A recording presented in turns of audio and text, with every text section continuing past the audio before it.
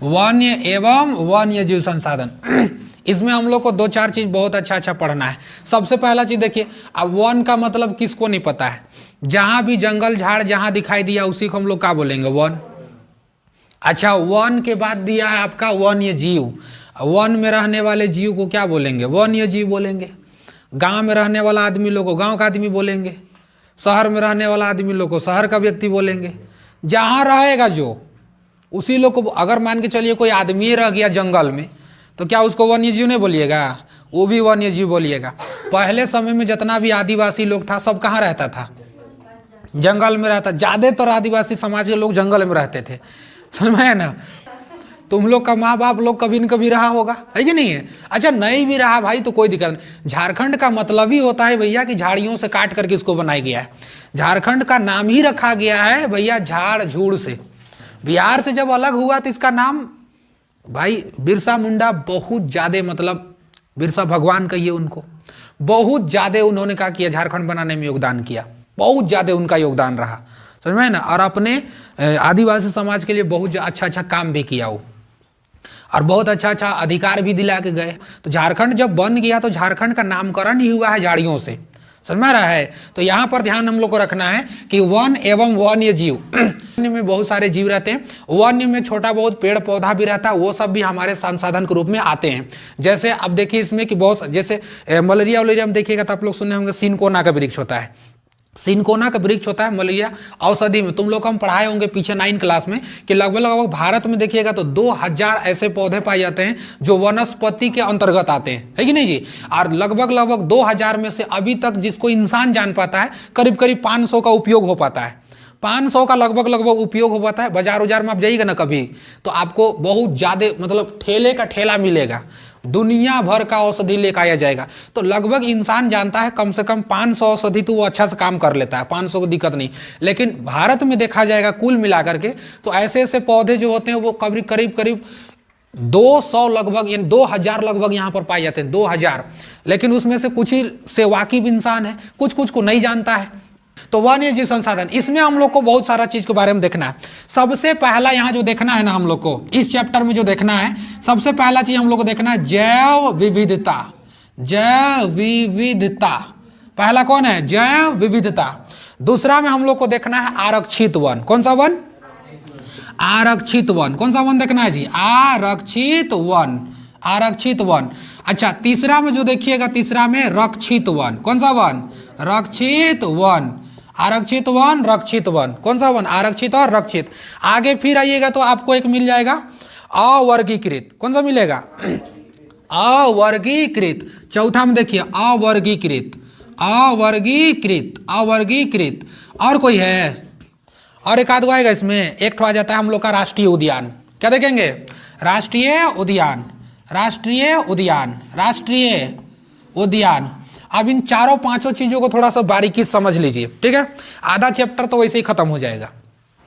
4-5 चीज को हम बारीकी समझ जाएंगे ना तो हमको आधा चैप्टर वैसे ही खत्म हो जाएगा। जैव विविधता, आरक्षित वन, रक्षित वन, अवर्गीकृत, ई वन है, ई भी वन है, ठीक है ना?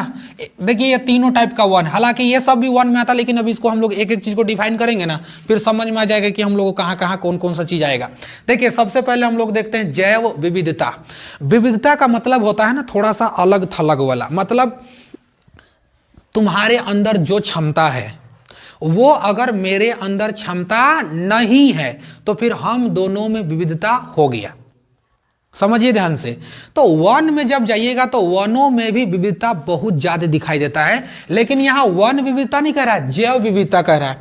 क्योंकि आप जंगल में जाइएगा तो वहां पर आपको पेड़ पौधा तो दिखेगा ही दिखेगा, लेकिन वहां पर जंगली जानवर भी आपको रहते हुए आप लोग को मिल जाएंगे। तो उन लोगों में, उन दोनों के बीच में विविधताएं पाई जाती हैं। जैसे हम लोग में भी विविधता था। जैसे आदि मानव देखिएगा तो आदि मानव को अगर आप ध्यान से समझिएगा तो उस समय लोग क्या करते थे, मतलब बानर की तरह चलता था। बंदर बंदर की तरह आदमी चलता था उस समय।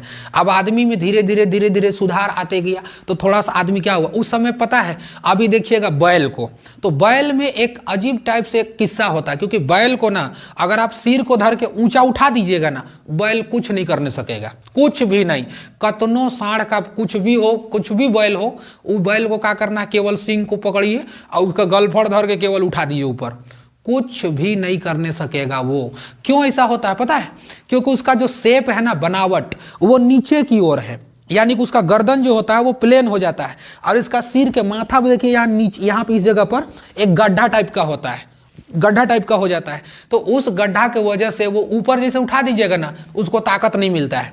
लेकिन अगर नीचे अगर सिंग हुआ को पकड़ कर अगर आप रखे हैं, फिर तो भैया हाई मारेगा ना, उड़ जाइएगा पूरा, एकदम बुलडोजर जैसा फेंक देगा पूरा।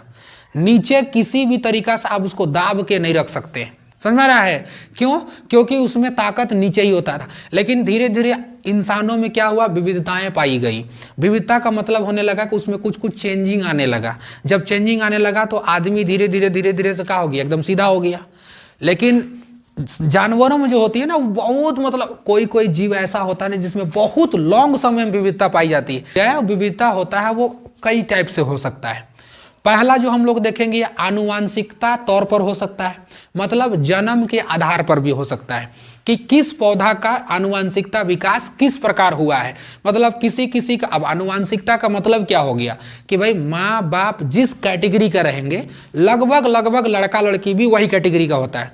किसी का माँ बाप दोनों बौना है, अब तुम एक्सपेक्ट किए हो कि हमारा बेटा सीढ़ी जैसन पैदा होगा असर, क्योंकि जो भी हमारा डीएनए जाएगा उस लड़का पर या उस लड़की पर, तो हमारा डीएनए भाई सारा सूचना लेके जाएगा ना कि बनाना क्या है, समझ में आ रहा है?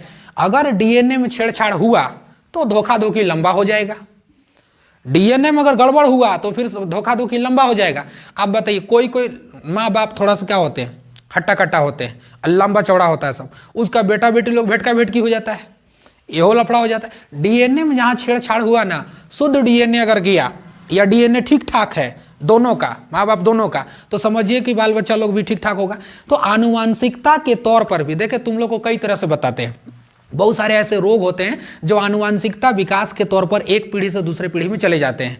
तो यही होता है। तो जैव विविधता आनुवांशिकता तौर पर भी हम लोग देख सकते हैं, समझ में रखना रहा है।